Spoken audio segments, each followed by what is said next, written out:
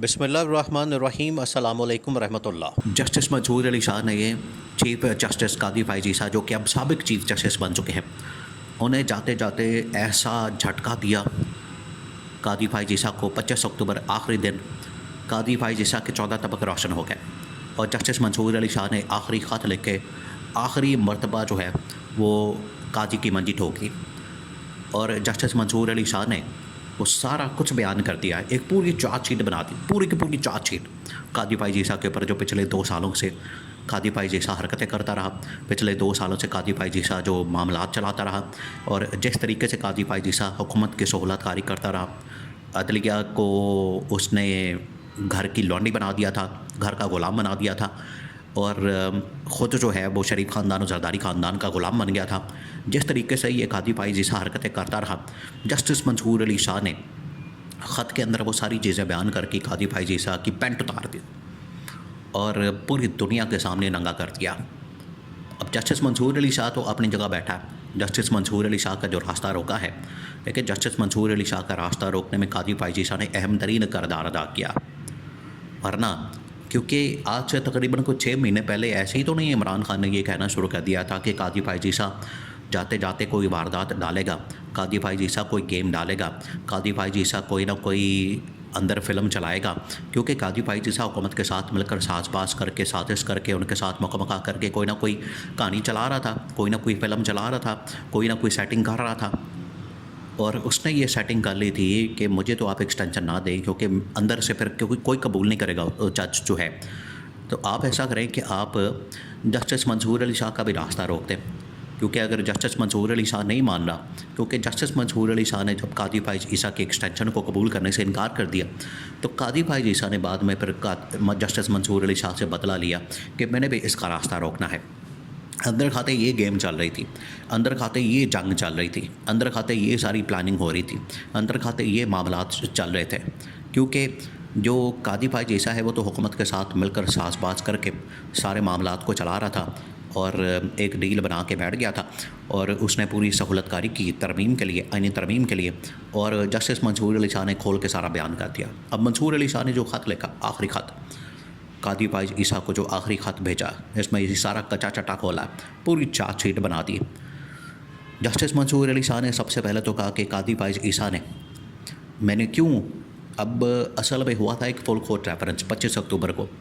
वो full court reference जब भी कोई चीफ जस्टिस घर जाता है, छुट्टी होती है, रिटायरमेंट होती है, उस वक्त दिया जाता है, तो तमाम जजेस उसमें शिरकत करते हैं, पार्टिसिपेट करते हैं। तो मंसूर अली शाह समेत तकरीबन 6 और जजेस ने इनकार कर दिया, 6 जजेस ने इनकार कर दिया। आप इससे अंदाज़ा करें कितनी शर्मिंदगी का मकाम है, कितनी शर्म की बात है, डूब मरने का मकाम है कि 6 जजेस जो हैं आपके फुल कोर्ट रेफरेंस में आपको अलविदा करने के लिए नहीं आ रहे, फेयरवेल करने के लिए नहीं आ रहे। तो मंसूर अली शाह ने फिर 6 जजेस की नुमाइंदगी करते हुए कादी फ़ाइज़ ईसा को ख़त लिख दिया कि कादी फ़ाइज़ ईसा ने क्या किया, क्या गंद खोला है।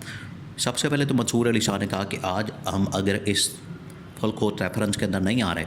आज हम फुल कोर्ट रेफरेंस के अंदर अगर शिरकत नहीं कर रहे या मैं शिरकत नहीं कर रहा, तो उसके पीछे वजह यह है कि हम कादी फ़ाइज़ ईसा के जो गैर कानूनी, गैर आइनी इक़दामात तो पिछले 1 साल से बतौर चीफ जस्टिस वो ले रहे थे और इन्होंने पूरी की पूरी कानून की डिक्शन को बदल दिया, इन्होंने पूरा का पूरा आइन बदल दिया, इन्होंने अदलिया को मुकम्मल तौर पर बदल के रख दिया। मंसूर अली शाह ने कहा कि अगर आज हम फुल कोर्ट रेफरेंस के अंदर आ जाते, फुल कोर्ट रेफरेंस में चले जाते, तो ये कादी फ़ाइज़ ईसा के तमाम फ़ैसलों को हम वैलिडेट कर देते। ये हमने नहीं करना था, जिसकी वजह से हमने इस फुल कोर्ट रेफरेंस में शिरकत करने से इनकार कर दिया। फिर जस्टिस मंसूर अली शाह ने कहा कि ये बदकिस्मती की बात है,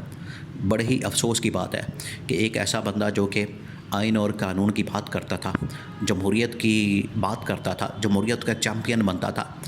आइन और कानून की हुक्मरानी की बात करता था, उसने आइन और कानून का और जमहूरियत का जनाजा निकाल दिया और उसने हुकूमत के साथ मिलकर साज़बाज़ करके, साजिश करके, गठजोड़ बना के, हुकूमत के साथ मुलाकातें करके, इस्टेब्लिशमेंट के साथ मुलाकातें करके यहाँ पर अदलिया में मुदाखलत का रास्ता खोला। हालांकि पहले भी मुदाखलत होती, पाकिस्तान की पूरी तारीख़ इससे भरी पड़ी है, मुदाखलत आपकी ढकी छुपी नहीं है, मुदाखलत होती है। लेकिन ये जो इस किस्म की ब्लेटेंट किस्म की और नंगी मुदाखलत जो है, वो डायरेक्ट मुदाखलत इस बंदे ने, कादी फ़ाइज़ ईसा ने इसको वैलिडेट कर दिया, इसको आइन और कानून का हिस्सा बना दिया। अब अंदाज़ा करें कि उसने अदलिया को कितना नुकसान पहुंचाया। तो जस्टिस मंसूर अली शाह ने कहा कि ये जो इसने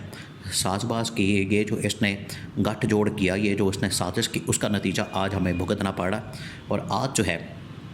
पाकिस्तान के अंदर अदलिया में मुदाखलत जो है वो मुकम्मल तौर पर ब्लेटेंट हो गई है, नंगी हो गई है। और अब ये सारी जो सिचुएशन है, सिनारियो है, वो खुलकर सामने आ गया है। ये जस्टिस मंसूर अली शाह ने ख़त के अंदर लिख दिया। फिर कहा कि काजी फाइज़ ईसा को ढाल बनना चाहिए था। जब आइन के ऊपर हमला हो रहा था, अदलिया के ऊपर हमला हो रहा था, तो काजी फाइज़ ईसा को ढाल बनना चाहिए था और हमारे फ़ैसलों के ऊपर अमल दरामद करवाना चाहिए था। क्योंकि काजी फाइज़ ईसा और तो बड़े चक्रों में पड़े हुए थे कि ये फ़लाना केस खोल दो, ये खोल दो, अभी अमल दरामद कर दो, 2 मिनटों में अमल दरामद होना चाहिए। लेकिन मखसूस नशिस्तों के फ़ैसले के ऊपर आज तक अमल दरामद नहीं हुआ, जो फुल कोर्ट का फ़ैसला था, 13 रुकनी बेंच का फ़ैसला था 8-5 की रेशो से। उसके ऊपर तो काजी फाइज़ ईसा ने अमल दरामद का आज तक नहीं कहा। तो मंसूर अली शाह ने उस तरफ रेफ़र किया कि ये जो तुमने 2 नंबरी की है, ये जो तुमने अंदर सास-पास किया हुआ था, गठजोड़ बनाया हुआ था, क्योंकि अगर मखसूस नशिस्तों के ऊपर फ़ैसला हो जाता, अमल दरामद हो जाता, ये आइनी तरमीम कर ही नहीं सकते थे। फिर इन्होंने ये 63A का काम डाला। काजी फाइज़ ईसा ने फ़ैसले को रिवर्स किया। लोटा करेसी और जो छांगा मांगा की सियासत है, ये शरीफ ख़ानदान, जरदारी ख़ानदान हमेशा से करते हैं। पूरा 90s छांगा मांगा की सियासत, ज़मीर की ख़रीदो फ़रोख्त की, मंडियाँ लगाना, लोगों की ख़रीदो फ़रोख्त करना, इसकी जो सियासत खोली वो शरीफ ख़ानदान ने खोली और काजी फाइज़ ईसा को उसका हिस्सा बना दिया। तो 63A का फ़ैसला, मखसूस नशिस्तों के ऊपर अमल दरामद ना होना, ये थे वो तमाम इक़दामात जिसको ये मंसूर अली शाह ने कहा कि ये हम किसी तरह से भी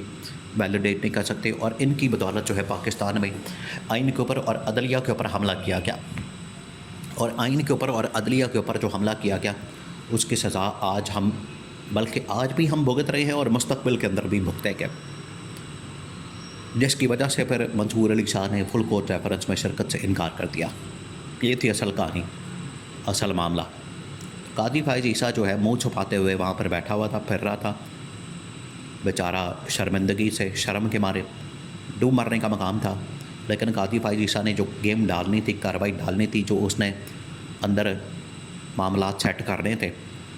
आज तक जजेस के ख़त के ऊपर तो इसने कोई एक्शन ना लिया कि जजेस के काम में मुदाखलत हो रही है, लेकिन अपना सहूलतकारी के लिए बड़े फ़ैसले दे रहा था। 63A का फ़ैसला, कभी बल्ले का निशान छीनना, कभी लेवल प्लेइंग फील्ड से महरूम करना। तो ये मंसूर अली शाह ने आईना दिखा के, आईना काजी फाइज़ ईसा का जो बदनुमा चेहरा, वो पूरी कौम के सामने, पूरी दुनिया के सामने, मुस्तक़बिल के लिए, ता वक्त क़यामत के लिए पूरी दुनिया के सामने नंगा कर दिया।